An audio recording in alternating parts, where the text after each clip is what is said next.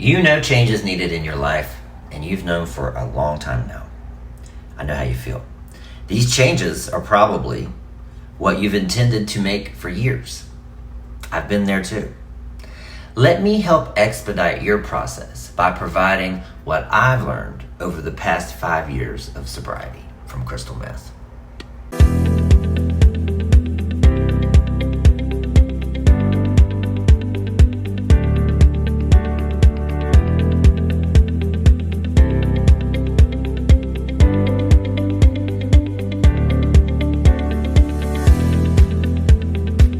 Hi there, I am Dr. Dallas Bragg, and I am a spiritual life coach specializing in leadership, spiritual expansion, and sobriety. And I'd be very appreciative if you would click the subscribe button below so you don't miss out on future content. I have a goal of 100 subscribers by the end of August 2023. Please be a part of that. I release a video like this each week, a guided meditation each week, and many shorts and other videos that focus on helping you find ways to live your best life. Also, comment me below if you're interested in being added to my newsletter distribution list, which is also sent weekly as well. In the newsletter is some actionable activities that you can use that go along with the videos and with the newsletter as well. So, biologically, our brains mirror nature. So we are physiologically designed to repeat patterns. The universe loves cycles. Look around. Seasons, planetary orbits, the circle of life. Everywhere you look, you will see repetitive patterns. But however, as humans, we are the only organisms in the galaxy that I know of that possess the ability to observe ourselves, which is consciousness. We not only have the power of awareness, but we have free will that takes that one step further. Once observed, the patterns can be altered by our empowered decision making. When we stop observing, even for a minute, the magnetic pull of universal law takes over by default. Our physical nature will always be drawn back to cycles. So early on in our development, our brains were the most elastic, a clean slate, ready to record patterns. So imagine your tender brain as a vinyl record, deep circular patterns being carved into it by the needle of external stimulation. These were the original and most lasting imprints that formed your worldview, your beliefs, and what you know as your personality. The brain functions as a mechanical machine, fighting to maintain these imprinted cycles. Therefore, it does not differentiate between which cycle results in a positive or negative outcome for you. It just knows patterns, and it will follow the same one for eternity. So when we embark to change these innate imprints, it can feel overwhelming. We are essentially negotiating with ourselves. But through my own experience, I've devised some manageable steps to at least begin this process. And this is what this video is providing for you. Quitting crystal meth for me was a habitual pattern that I had to break.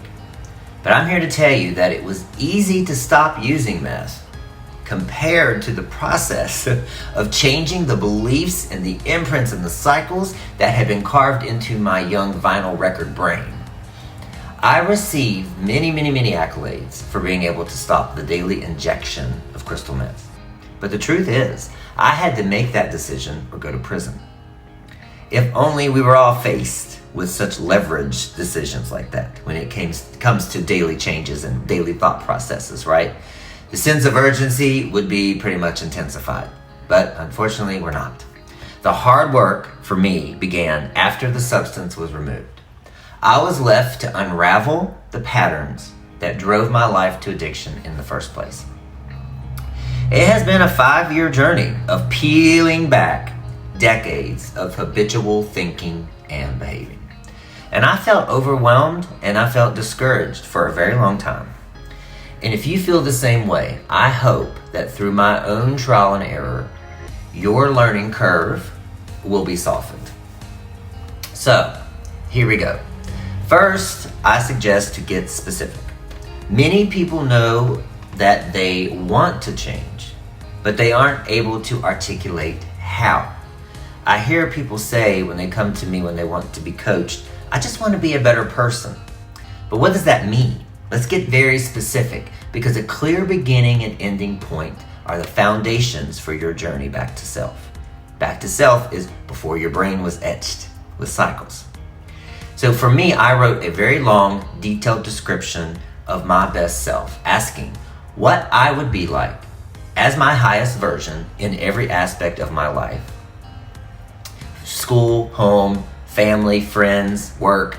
The next step is then to create mental scenes of these future aspects, feeling the emotion of having them become reality. Imagine yourself being that version. Even have conversations or hear the feedback you want from other people in your life.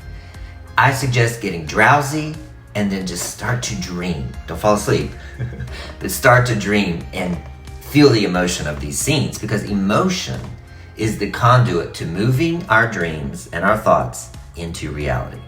Joe Dispenza calls it remembering our future.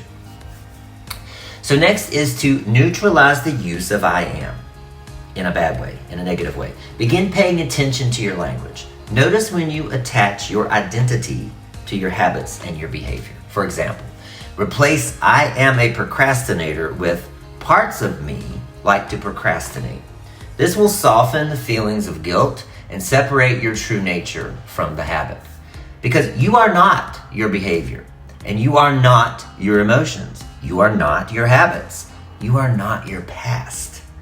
I recently made a guided meditation for detachment. If you're interested, the link will be in the description. So next is practicing awareness. Now that the habit is detached, begin to examine it through self-observation. When the light of awareness doesn't eliminate the habit, but it does expose it for what it is, which diffuses its power over you and its power over your emotions.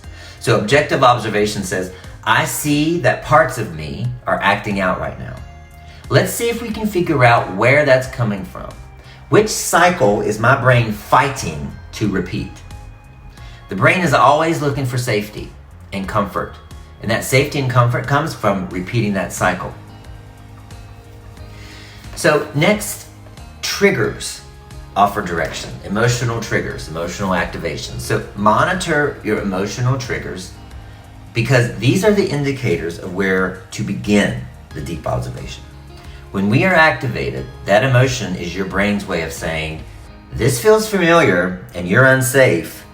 We need to repeat this pattern that you did before. We need to stay on track with this belief, right?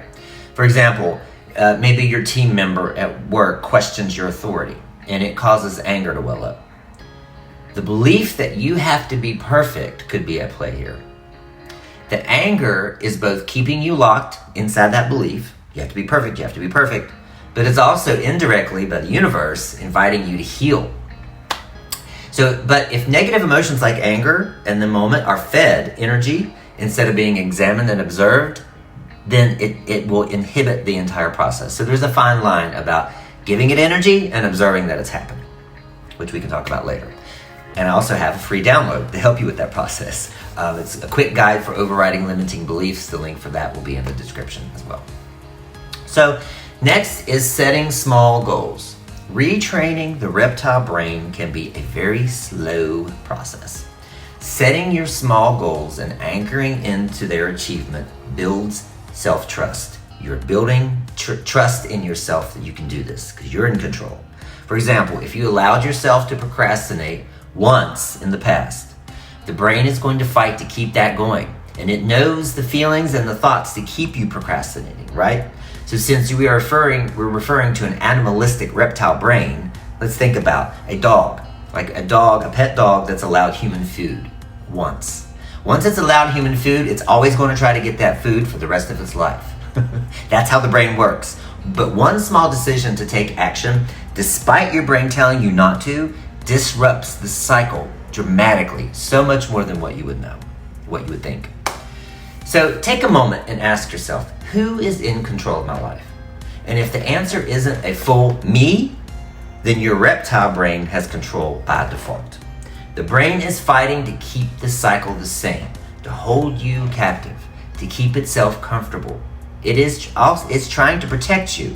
Consciousness, though, allows you to change these patterns. Most of us try, but we end up giving up at the first signs of defeat, or if it doesn't happen right away. But I'm telling you, if a meth addict can gain control of their life, you can too.